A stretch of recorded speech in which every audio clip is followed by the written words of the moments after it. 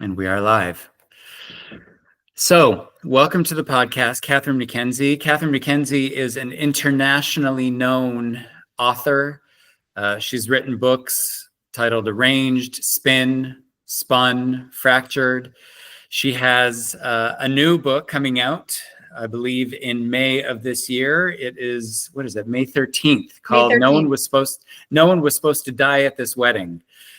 It is my honor to welcome a very old friend, somebody, I mean, not that she's very old, but we go back so far, and it's an honor and a privilege, and I'm just so pleased to reconnect with you. So welcome to the podcast, Catherine. Thanks, Bram. We are very old. I think, you know what? I think maybe we are. Yeah, but we met when we were 12. So I mean, I know I already recorded the intro to this episode, okay. and I just talked about how it was 1985, and yeah, my parents had thrust me into this summer camp situation that I really did not want to be in. And really the only two things that came out of that experience that were great were meeting you and then our mutual friends. So yeah. Welcome. It's great to see you. It's great to reconnect after all this time. Yeah, thanks for having me. Of course. Well, listen, I wanted to interview you because I think that your story is a really unique one, and it's a fascinating one. And in doing my research on you today, I didn't really find a lot of people asking about your story. You know, and the reason this is the first episode of the Storyteller Series for the podcast, and that is to tie in with my book Storyteller, which I published last month.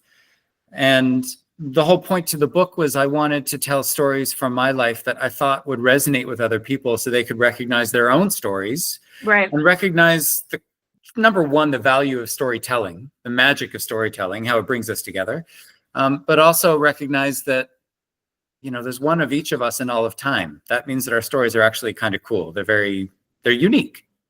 You know, even though we find commonality, they're unique. They're worth telling. I want people to recognize their miraculousness, for lack of a better term. So I'd like to ask you about your story, because your story to me is fascinating. You know, you were on this one track and all of a sudden took another track. Can you tell us something about that? Yeah, sure. I mean, you know, it's funny because I think a lot of people who become authors always say that, oh, they wanted to be an author since they were a kid and they always knew they were going to write a book. And I did not. I always wanted to be a lawyer. I mean, what kid says that? But it's true.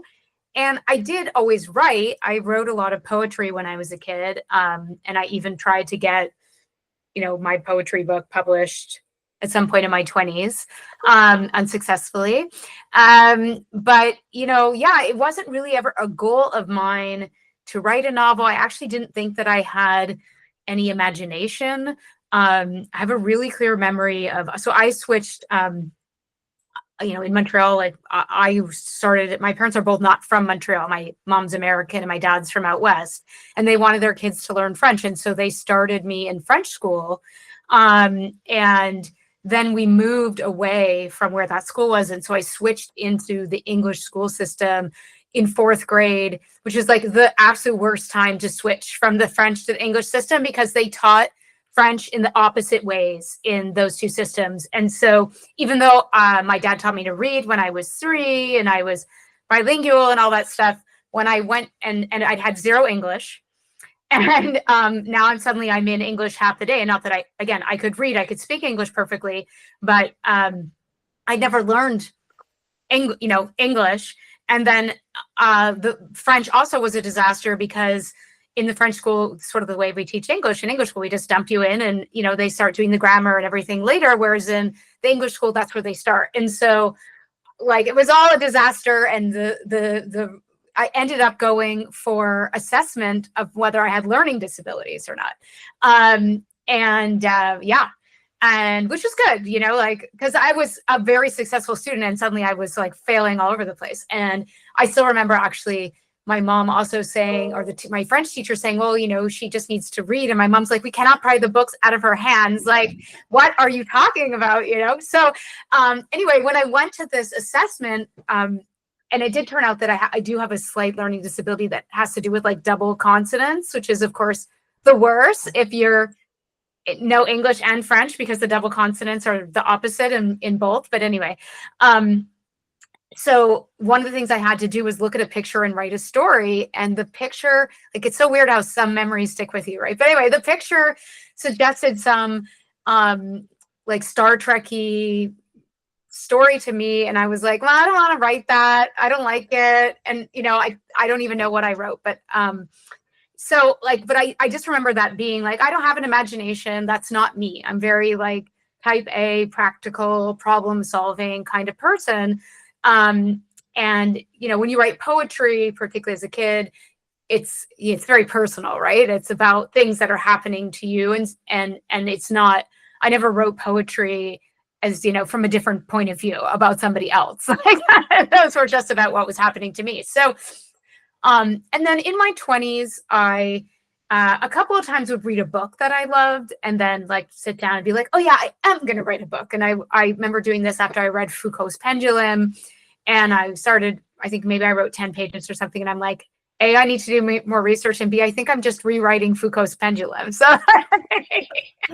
I knew, And then in my early 30s, I just some stuff happened in my life, some odd series of events, and I just had this story that it was really hard to explain it, but it just like wouldn't leave me alone. And I was like, I don't know what to do with this. Like, I can't stop thinking about this story that wasn't really about me, but was maybe inspired from some events that had happened in my life. And I was like, am I supposed to make a movie? Like, what am I supposed to do with this? I literally don't know. And over the Christmas holidays, we were in the townships outside of Montreal, and I had my laptop with me.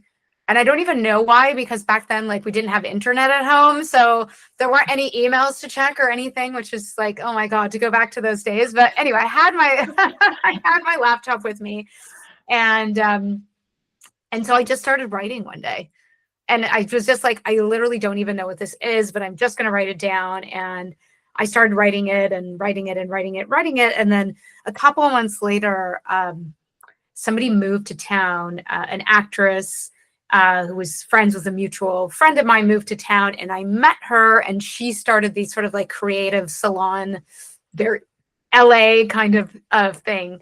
And I was like, oh, perfect. Somebody can read my pages, And so I gave her my pages, and it turned out she was writing her first book as well, which was kind of loosely based on her time in Montreal. And so I had an audience right then near the beginning. And so I wrote that whole book, trading chapters with her. And then I had a book that I never meant to write, and I, didn't know what to do with. So and at this point, you're working as a lawyer? Yeah, I was working full time as a lawyer, whatever, 60 hours a week minimum. But I enjoyed, and the process of that book, it sort of started out at the beginning, kind of autobiographical, as a lot of first novels do, and then, but by the time I'd sort of gotten halfway through, I'd run out of anything that had anything to do with me, and so then I had to like make up what would happen in the rest of the story, and so, I realized, oh wait, like maybe I do have an imagination, like maybe I can make up stories that have nothing to do with me. And when I got to the end of that book, I briefly thought about getting it published. I did some research, I queried some agents, and then I was like, oh, this is like too much of me in here. I'm not really comfortable putting this out in the world. And I'm not even sure it was publishable really. And but I'd had an idea for the book that became Arranged, which had nothing to do with me. And I was like, okay, let's see, can I write an entire novel? Now that I figured out how to write a novel, or sort of figure it out, can I write a whole novel that has literally nothing to do with me, where I am not the main character in any way, shape, or form? And these are all made up events. Like, and I set that kind of as a challenge for myself. And my friend was still writing her book. And so again, I had this built-in audience. And so I wrote Arranged.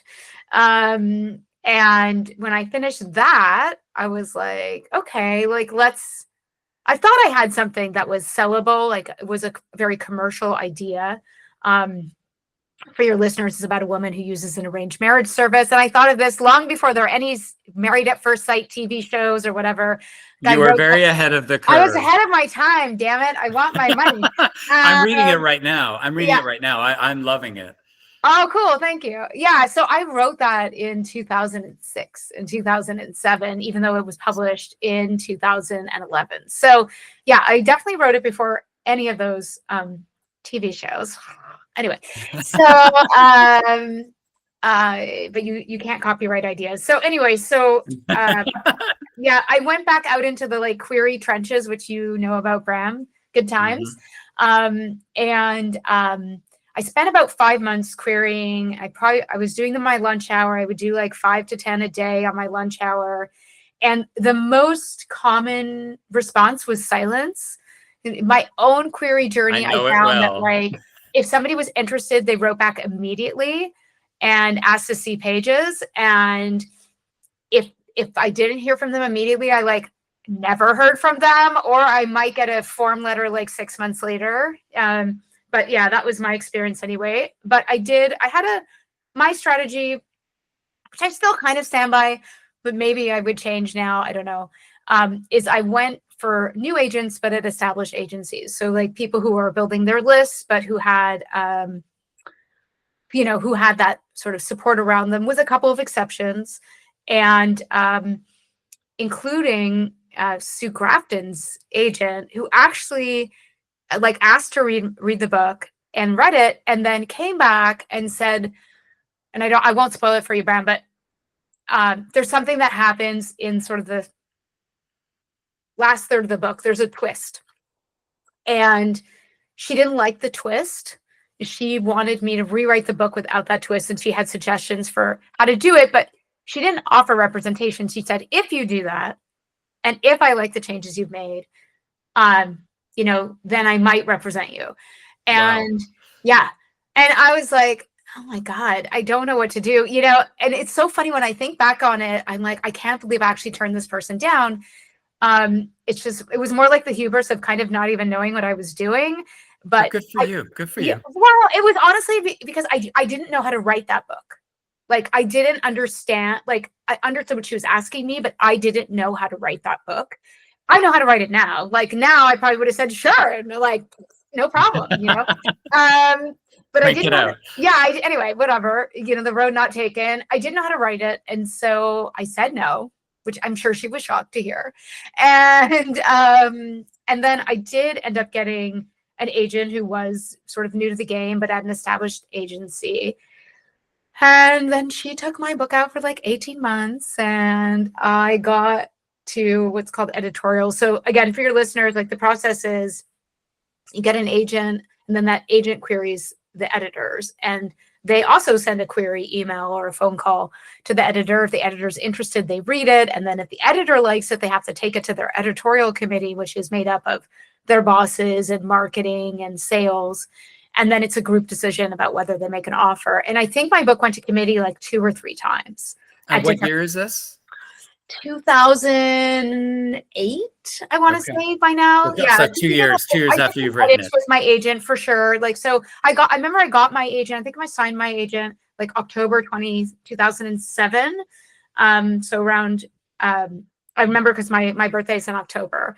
And then, yeah. So over the next 18 months, like we did some edits. So starting like in January 2018 into like halfway through 2019, she took my book out, all over the place. And like I said, it got pretty far. And I was like, okay, well, like it's the book. Like it's just not good enough. It's good enough to get me in the door, but it's not, there's something missing in the book. In the meantime, I had kept writing, and I wrote the book that is Spin, which was in the end the first book that I got published. And so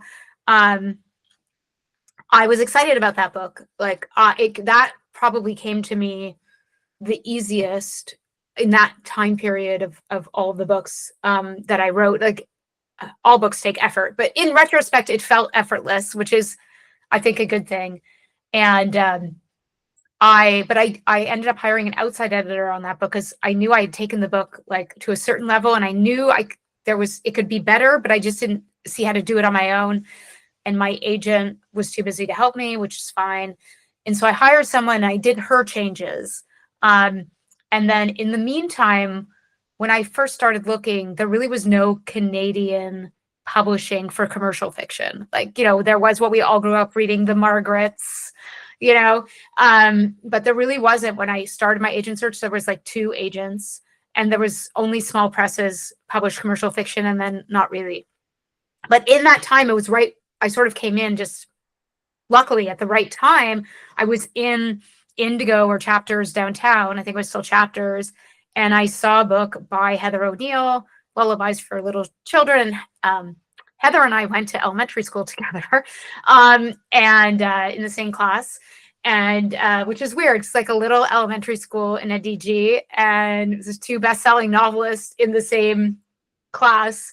And William Shatner went there as well. So anyway, some sort of creativity was bred there. I don't know. It's odd. But and then Heather and I were also at McGill together. But anyway, so I saw her book, and I was like, oh, that's amazing. Okay. And that book had a lot of success. And then there was also Tish Cohen's book, Townhouse, which was her first novel, which was also commercial fiction. And so when my agent had gone around every block in New York without success, I was like, you know, maybe we should submit in Canada. And she was like, okay, but like to who? So I did the research because she didn't know the Canadian market, which was fine. And the whole time you are a lawyer. You are working as a lawyer. The whole time I'm still practicing law, litigating cases, writing at night and on the weekends. Yes. Yeah. And so then, but it was good. It was nice to have this, like, use a different part of my brain. You know, like, being a lawyer, there's lots of stress involved, but it's not that it's not creative, not because we make up facts, but but it is still creative because you have to think of like out of the box arguments and things like that. So, we did the research, and we found people to submit to, and we submitted arranged. And then 2 people came back, including the person I ended up with at HarperCollins, who liked the book, but again was like, I'm not sure. Maybe if you revise and resubmit, which is like the worst thing in publishing. Honestly, I think I would rather a no than do some work for free and maybe we'll offer you a book deal. And I was like, this is the second damn time on this same book that I basically got to revise and resubmit, you know? And was it for the same thing? Was it for the twist? No, we never got to that stage about what it was that she wanted me to change in the book. But in the meantime, I had Spin. And so my agent said, you know what? Why don't you read this instead? And she did, and she made an offer like a week later. And then it was for 2 books. So the second book ended up being arranged. And we didn't make the change that it was that she had asked for. I think the changes actually in the end were not that much. Other, you know, elevating the story in some ways, I think. So that was like my what felt like forever.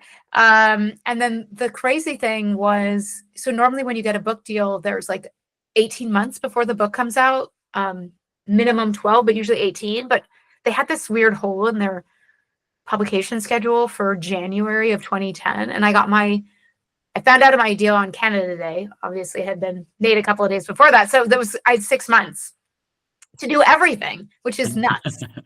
And even now I'm like, I know how nuts it is because again, I was still practicing law and I did, you know, my time was not my own. And this was obviously not a book deal that was like, yeah, I'm just going to shove my law career, you know, no.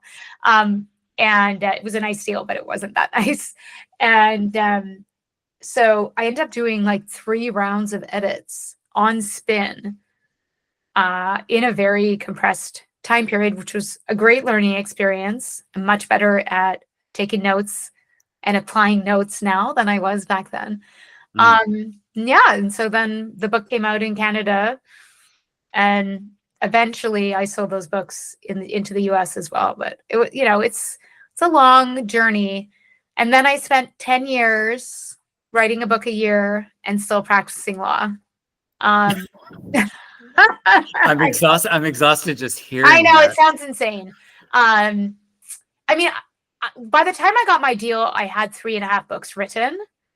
And that's even wrong. I had 4.5 books written, and all of those books ended up getting published over the course of the 10 years. So I had like a nice backlog of stuff that gave me a cushion before I had to write anything fresh. And really the first book that I wrote, like from beginning to end, after I had published, was my book Hidden, which was my 4th novel to be published. So, one piece of advice that I always give to people who want to write and who go through this journey is keep writing. Don't stop writing just because you're on submission. Because it's very common if you sell your book. Well, first of all, it's very common not to sell your first book, which I did not. It lives in a drawer. And I didn't sell my second book. Like, it ended up being, the second book on a book deal, but really Spin, because I wrote another whole book in between Arranged and Spin, which is called The Murder Game, which came out many years later. But so it's really my 4th full novel that I wrote that got my book deal. So, lots of people don't sell their first book. Lots of people don't even sell their second book. And then, once you do get a deal, you almost always, or you often get a 2-book deal, at least in, on the novel side of things. And so, that very famous thing about musicians have their whole life to write their first album and then 12 months to write their second. Well, that is also true. And that's why lots of second albums suck, right? Yeah. And that is also true about your second book, is you often have, like, they want the books to come out one after the other, particularly in commercial fiction. So if you have to start with like a blank page, but you're editing a book for the first time and you're marketing for the first time, it's hard. It's a lot. So it's good to just, keep going if you can, if you have other ideas. And how long did it take for you to realize, okay, I can make a good living off of this, and I'm comfortable ending my legal career for the time being? Yeah, I mean, no, it was definitely 10 years for that, and a lot of other things too. So like the career went pretty well, pretty much. I mean, again, the first book deal, that was not like fuck you money, if I can say that, or quit your job money at all. But it did well. And then by the time I had my US deals, and like by the time, I would say really in 2014 was when I started making something I could have lived off of. So that was, 4 years into it. But the thing with writing, and which I had already learned at that point, is like, just because you had a deal, just because you've been successful, doesn't mean you're going to get another one. And, I have been dropped by many publishers over the years. And in 2014, even though I had this big success with my book Hidden in the US, it had flopped in Canada. And I had been dropped first by my US publisher and then by my Canadian publisher. And so, that was like, no. Fascinating. This does not feel comfortable to quit my job. And really, when I did end up leaving the law in the pandemic, which we can talk about in a sec, it wasn't because I felt so secure in my book, career. In fact, I did have a deal when I quit, and that was for 2 books, I think, when I left. And so that meant the next 2 years I had some money, not incredible money, but some money. But it was more that I had come to a place where I didn't want to practice law anymore. And then I had the financial security because I had 2 jobs for 10 years and I don't have kids.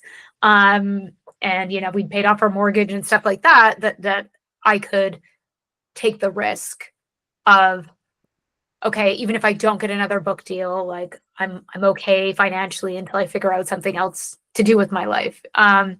So I actually never, everyone thinks I left the law to write full time. I didn't. I left the law because I didn't want to practice anymore. And then as it happens, I have been able to continue to write full time since then. But it's now been 4.5 years since I left. I left in August 2020, but I've still had ups and downs. And the 3 books that I put out after I left, like it was all in the pandemic. They didn't do amazing. You know, Mhm. nobody really wanted to read thrillers in the pandemic. Right? Like, Which is fascinating because for me, that's what I want. That's my kind of escapism. right. Well, and look, some people still did, but a lot of people didn't. And you know, I was in a situation where I was selling less and less books each book that I put out, and that, you know, that that's not a good situation to be in. That is like you can see that you're getting dropped again, handwriting on the wall. And so I took a swing and came up with this idea for this series where no one was supposed to die at this wedding is the second book in the series. And I took a really big swing, I changed genres, changed the way I wrote the books, changed agents. I did a whole bunch of things really to be like, okay, you know, I've had a lot of success, but I still haven't gotten to where I want to get in my career. And so I need to like just swing for the fences with a big idea and see if it works out. And it did. I mean, I got a really nice book deal and other great things happened. My book got reviewed in the New York Times. But I still don't have a New York Times bestseller, which is like, you know, the Yes. ultimate dream that I'm still hoping for. So Listen, I'll tell you, I knew you were up to good stuff when I think it was 2021 when I went to Greece to give a trip there. right, And I was at the airport and I saw one of your books at the airport. And I thought, right. oh, she's not playing. She's not playing. Yeah, I mean, but even that's like, you know, obviously I have no control over where the book ends up. That's all on the sales side of things. Yeah, it's, you know, it's a funny thing too, because I think your book can seem very visible and then like not actually sell that many copies for any number of reasons, you know. Sure, So sure. much of creativity, I'm sure you've noticed, it's obviously putting in the work, it's having a good idea, but it's having the right idea at the right moment. And then there is an element of luck, you know. The book business is not a meritocracy. And it's not like in my law job where if I just worked really hard and showed up every day, I made a lot of money, you know. It's like I could work really hard and write the best book of my life. And, you know, I've had a couple of books where I was really like, oh, wow, like, okay, I pushed myself to something better here. And those books all were high watermarks in my career, but didn't necessarily translate into this sort of second level of success that some of my peers have, you know, experienced, achieve. And like, I don't think their books are better than mine. Like, to be immodest for a second, you know, I just don't think that has anything to do with it. Honestly, it's just a moment in.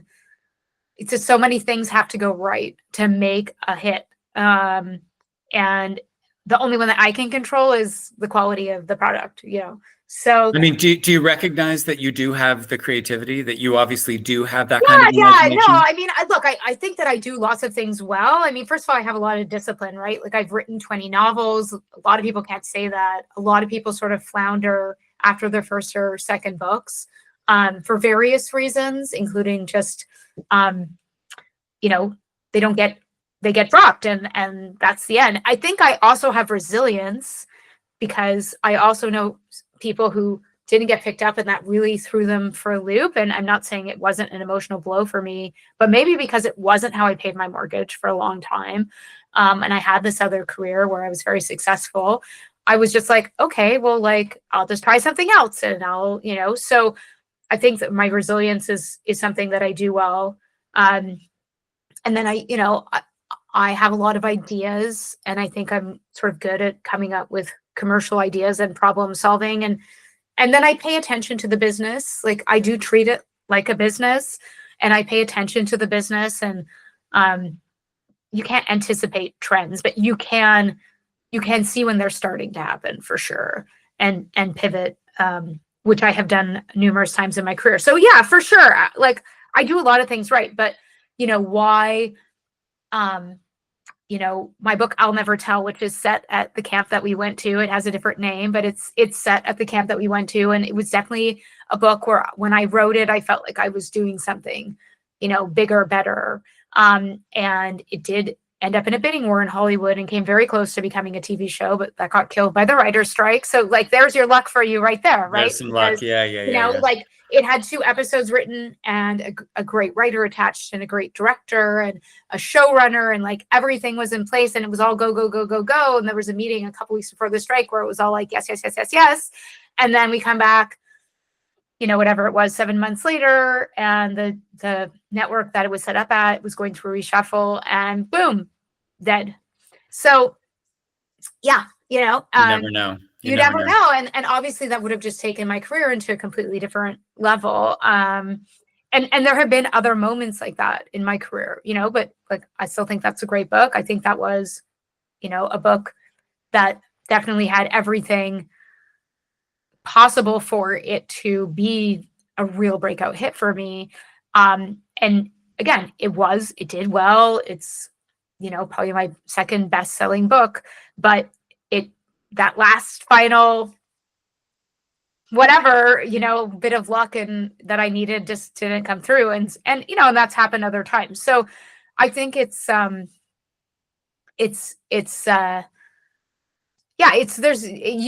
can let the rejection and the uncertainty drag you down really easily in this profession. And I think a lot of people do.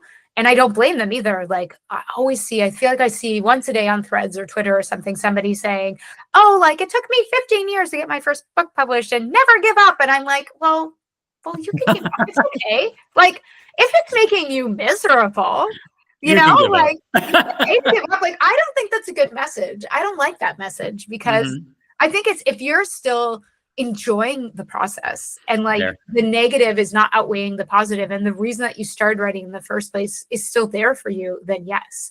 But if you're just doing it to get a book deal and it's elusive and it's making you miserable, which it can and does, like it's okay to then stop for a while or something, you had mentioned discipline. I'm curious about discipline. Do you have, I remember hearing that Stephen King gets up at a certain time every morning and works for a certain amount of time and then he's done for the day. Right. Do you have that kind of structure to your writing, or is it just whenever I try. Inspiration hits? Yeah. So he writes 12 pages a day. That's not my process, but, before I was writing full time, I wrote on the weekends, and I did always have a goal on the weekends. So if I was like writing new material, I think I was always trying to write 2 chapters on the weekend, because that was the only time that I had. And then when I started writing full time, I realized like, okay, you know what? Writing every day is like, it's harder in a way, because like before I used to have these gaps during the week to like marinate the next chapter. And then it would just sort of all be there in my head. And then I would just write it down. Whereas like now I need to insert thinking time. So I would say like reality is that I have probably 3 good days a week where I get like a lot of writing done. And then I have 2 other days where stuff around writing happens. It's, doing interviews, or it's thinking about where is this going to go? Because thinking is incredibly important for writing as well. And then it's just all the business side of everything, because, I'm not just the chief content creator, but I'm also the CEO and the bookkeeper and the fulfillment center for whatever. So that all takes a lot of time as well. So, yes, I work every day. I mean, I do now try to work less on the weekends, or I work on a different project on the weekend, and I do my like main gig Monday to Friday. But I can't, and I never have been able to sit in a chair from 8. Like I used to be able to do my law job 8 to 6, work all day, have my hour for lunch or whatever, and that was fine. But creativity to me doesn't work like that. And I probably like, depending on the type of project, the max number of words I have on me in any given day is like 2,500, but much more 1,000. Like I'm happy if I wrote 1,000 words, I'm good. That's my that's kind of my goal on any given day. But I also like, I forgive myself as well. And there are other times where I'm on a deadline. So when I'm editing, then it's more a number of pages. It's like I know that I can't edit more than 50 pages in a day and still keep my attention and still fix the things that need to fix. I need to fix. So I actually cut myself off. Of whatever, I won't stop in the middle of a chapter, but like whatever that ends up being, that's what I do. Same thing when I'm doing copy edits. Again, 50 pages a day, that's enough, and sometimes that can take a couple of hours and sometimes it can take the whole day. It just kind of depends on the day. On the day, for sure. Yeah. Where does confidence fit into all this? I mean, I think a lot of people would probably give up at a first rejection or being dropped. Yeah. And think, oh, I guess I'm not good at, you know what I mean? They would immediately go into some sort of core belief about it. Yeah. I mean, I think the confidence, it built up over time. I think really my friends would read my books and be like, yeah, they're great, but they were my friends. Right. So, I think getting my first agent was definitely a confidence booster, because that was somebody who was only going to get paid if they sold my book and was willing to take it on. So obviously it wasn't a total piece of garbage.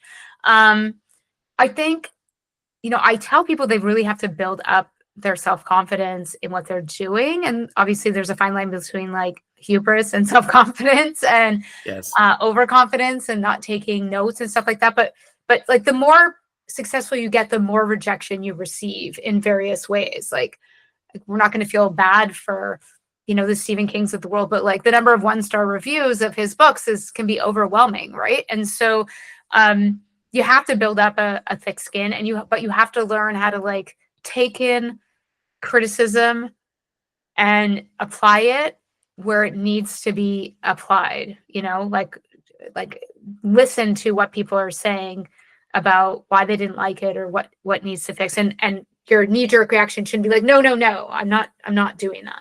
So I think it's like an interesting mix of confidence and having to also be a bit of a perfectionist, but knowing when to walk away also. So it's like a weird mix of stuff, because, what makes a good litigator is also having those skills, which is like, you need to be worried you're missing something, because that's why you put in the time to make it, to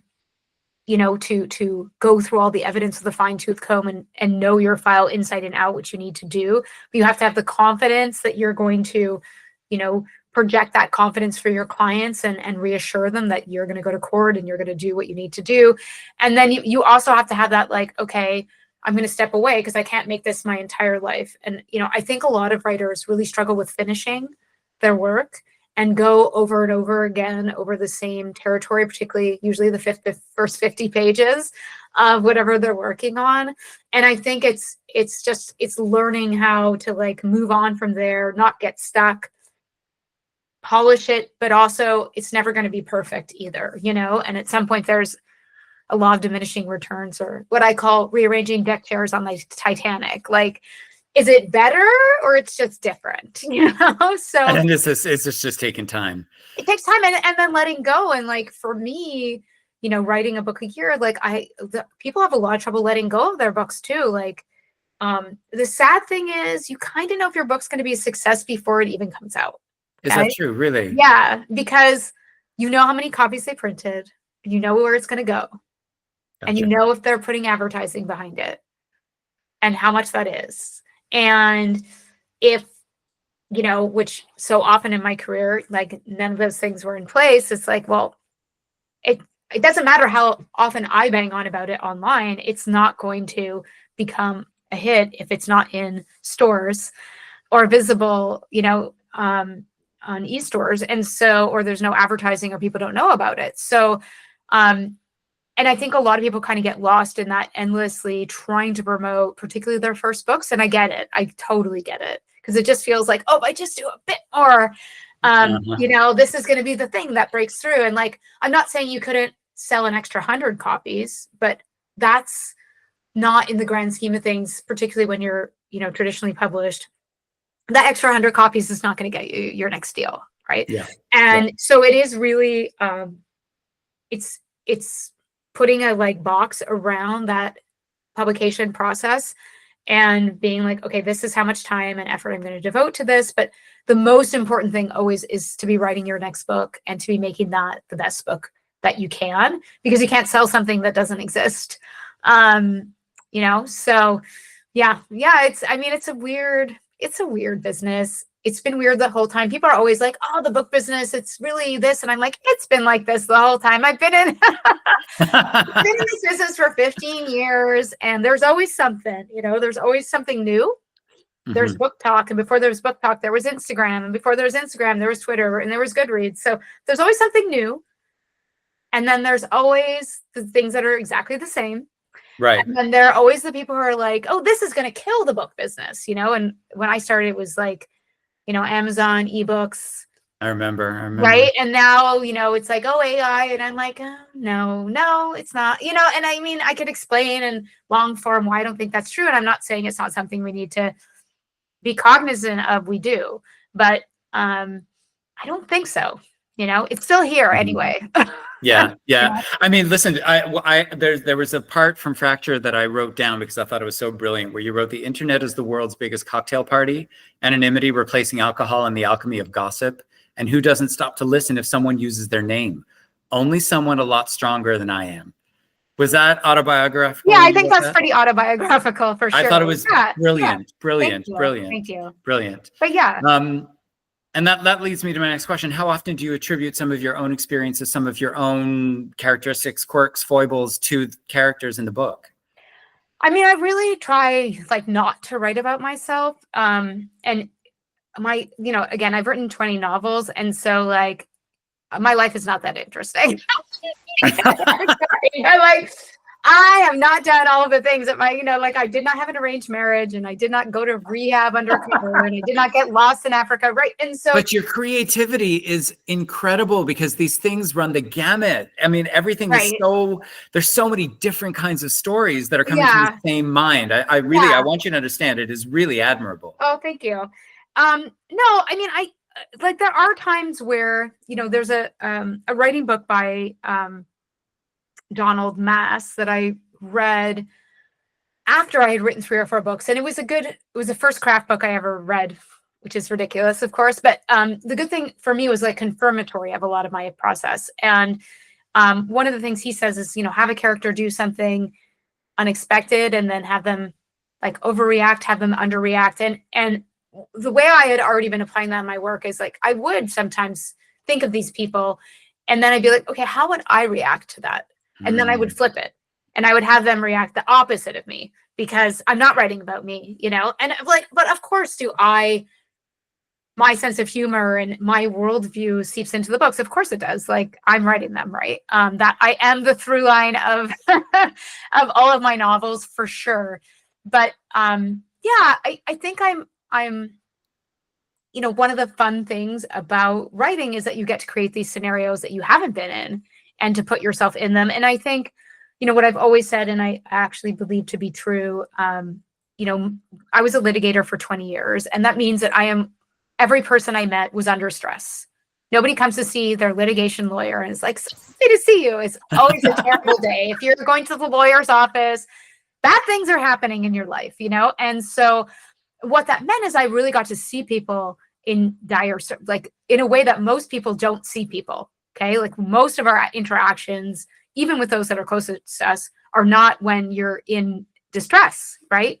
Hopefully you're not in distress in your daily life. And so I didn't write about my clients, but I definitely was able to draw on the way people reacted in those situations. And I think, what my job as an author is to create these characters, create these situations, and then use real emotions that I or people that I've observed have felt in analogous situations, and then take those emotions and put them into the scene so that they feel true. Again, I'm not writing about myself or anything that I've been through, but the empathy that I think, good writers have, and good litigators too. I'm bringing that empathy to my characters, and trying to see it through their perspective, and then trying to, let the reader see it through their perspective also, because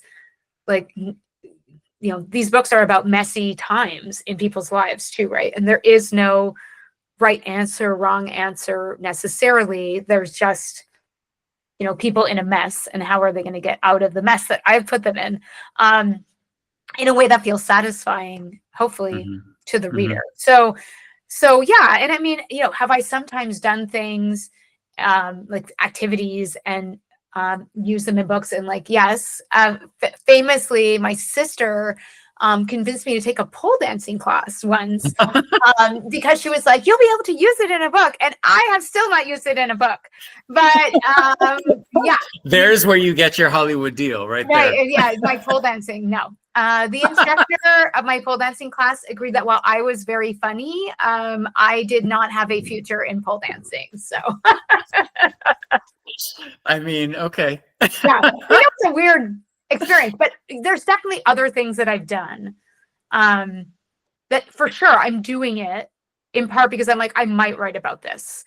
And then the other thing that happens to writers is sometimes you're in a situation and you pull away and start observing it. Like I had to write about it. And that's good and bad because it's like, okay, like, no, I should be present and participating here. And again, it's not because I'm going to like write down the dialogue and just repeat things that I've heard, but it's more just the interactions or the feelings. Like I remember taking a photo at a concert once, the lights and like everyone singing along. And it's like, I want to be able to like replicate this feeling in writing, like how do you even do that? Right. Like, how do you do that? So, yeah, like, I think that's, I think you may have done it in the, I just happened to read these books in succession without knowing what I was doing. I read the Murder Game and then I read Fractured. Oh, okay. That's funny. And in course order. Okay. Interesting. There is a genius to this. Was this intentional? Was it intentional to sort of tie those two in? And I won't say how for anybody. Yeah. So Fractured is about a best-selling novelist. In my mind, it was like, imagine you're Gillian Flynn and you've written Gone Girl. And it's a book that's blown up your life in a good way, but it's also brings lots of bizarre attention because like the main characters in that book are terrible people. And everyone always assumes that you're writing about yourself, particularly when you're a woman. And so I was like, what is that like? Like I've already had experienced some of that on a smaller scale, but like people would assume they knew things about me because they read my books. And then, but what would be like if that was like on this, 10 million copies, like #1 New York Times bestseller forever sort of thing. And how might that, what kind of attention that might attract and how that could affect you. And so that was the premise for that book. And so that book, the book that Julie Apple, the character, wrote was a kind of a character in Fractured. And so when I was writing Fractured, I was like, I had a different fake book in the book. And it was just like something was not gelling because it's hard to write about a fake novel. Like you still have to have a plot to that book. I can't even imagine. I know, right? So I had written The Murder Game. It was called Perfect when I wrote it because that's when I used to have one-word titles for my books. But anyway, I had written that in between when I wrote Arranged and Spin, and it was an idea that I had long before I was writing books when I was in law school, which is where the book starts, and a lot of it takes place at McGill Law School in the years when I was there. And though none of the people in that book like are anything like anybody, anybody that I was close friends with, I'll just say. Anyway, it doesn't matter. Disclaimer. We did not plan a perfect murder, but I did have the idea in my criminal law class. So I had this book in a drawer because it was in a completely different genre than what I was writing. At the time, I was writing, what people call women's fiction. I thought I was Nick Hornby, the female version, but whatever. So I was like, okay, like I can't publish this because it's completely different genre. And so when I was writing Fractured, I was like, okay, well, I'll just base this on this book that I did write because I know what happened in that book. And so this solves my problem. And then when I finished, I was like, oh, it might be fun to like pull this book out and actually publish it as Julie Apple, because like, what a great marketing gimmick to have this brilliant actually exist in the world. But what that ended up meaning is that I had 2 books come out like 6 weeks apart from one another, which is stupid. And is it like splitting the vote? Oh my God. It wasn't even splitting the vote. It was just like splitting my own energies. Like, I mean, the book was written, but it had to be edited. And part of the reason I had tried to sell that book a couple of times, and, coming back to it after having not looked at it in years, I was easily able to do what I needed to do, which was basically cut 20,000 words from it, because it was, the scenes, particularly in the past, were bloated. But yeah, so it's interesting because that book does have a life of its own, and a lot of people don't know that I wrote that book. And you can read both of them completely separately, but it is fun to read them together. It was honestly, I got a thrill. I read them in reverse order. Okay, yeah, so yeah. When I read Fractured, I was like, it still worked. I'm sure. It still worked. Yeah, yeah. And I thought, this is genius. I thought it was genius, absolute genius. It was accidental, so there you go. I mean, happy accidents. Happy accidents. The last question I have for you may be a little bit more personal, because you had spoken, I believe, in Spin. You, at the end, you said, I even write a thank you letter to my 90, or no, you had said in the book, I even write a thank you letter to my 90-year-old grandmother for the birthday check she sent me on my sister's birthday. Wow. In the books that I've read of yours, your grandmother comes up either in the acknowledgments or a reference to grandmother comes up. Right. And it sort of gave me the warm fuzzies a little bit, because I felt like you were in some way paying homage to the relationship you had with your grandmother. Is that accurate, or am I making shit up? Not necessarily deliberately, but that grandmother, Grandma Dorothy, lived to be 103.5. So, okay. So she was definitely around the longest in my life. Super interesting person. And her husband died when she was 99 and he was 97. And they started dating when she was 16 and he was 14. Oh my God. Yeah, incredible. And she had a really interesting personality, and they had a great love story. And I'll tell you two funny stories about her. So both my dad and his sister were born on December 31st, but 5 years apart.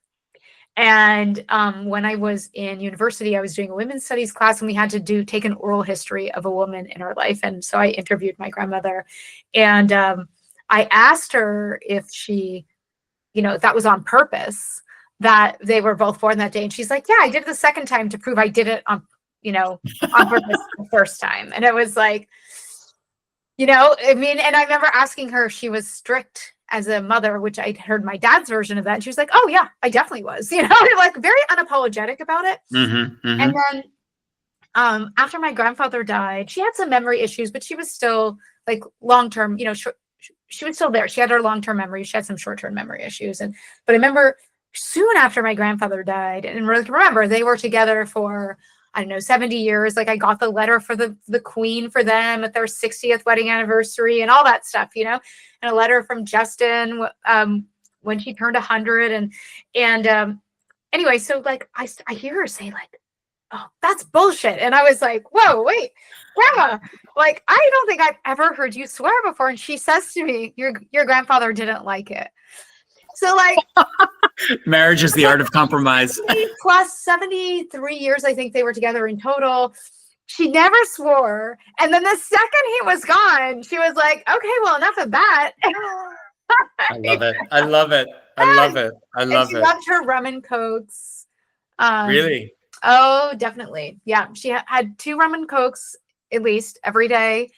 And she did this series of exercises also her whole life. She'd made up her own like calisthenics program. She was a big golfer too in her life, but her whole life she started her day with doing these calisthenics, which involved like a lot of stretching and stuff in her room in the morning. So yeah, I have this I've got this vision of simultaneous rum and cokes. Do you know what I mean? Like what better motivator? Yeah, well, they weren't simultaneous, but they were strong for sure. Okay. Yeah. Okay. Yeah. Okay, so your next book is coming out May 13th. May 13th. It's the successor to Every Time I Go on Vacation, Someone Dies. Correct. It's called No One Was Supposed to Die at This Wedding. It is written under the pseudonym of Catherine Mack. Catherine Mack, yes. And I want everybody to know what you do, and I want everyone to know about your story. First of all, listen, we haven't spoken in a long time, but I'm incredibly proud of what you've done, because it takes a lot of guts In a world where things are not necessarily aligned for people to succeed, you make it happen. And that's really, really, really admirable, number one. But number two, I want to thank you because truly, you know, the past 5 years since the pandemic kicked off, I think it unleashed a lot for a lot of people. But for me, it unleashed writing. So I wrote my last book really throughout the last 4 or 5 years. Right. And I didn't read a whole lot during that. I had no interest in reading because I was writing so much. Your books are the first books that have got me right back in. Oh, that's and so I mean, nice. by right back in, I'm talking within the first paragraph, I'm in. Good. I'm in. That's and what we want. And it's a beautiful full circle moment. So I wanted to thank you so much. Thank you. It's meaningful that it brings me back to 1985, you know. Yeah. 1985, and the date that we almost had. That we almost had. I know. Well, listen, I mean, it won't be a date, but hopefully we'll get together as adults and hang out and Definitely.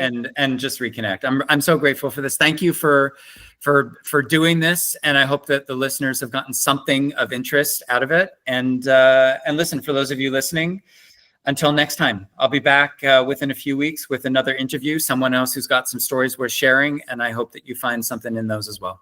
All right. Thanks so much, Thanks, Bram. everybody. Take care.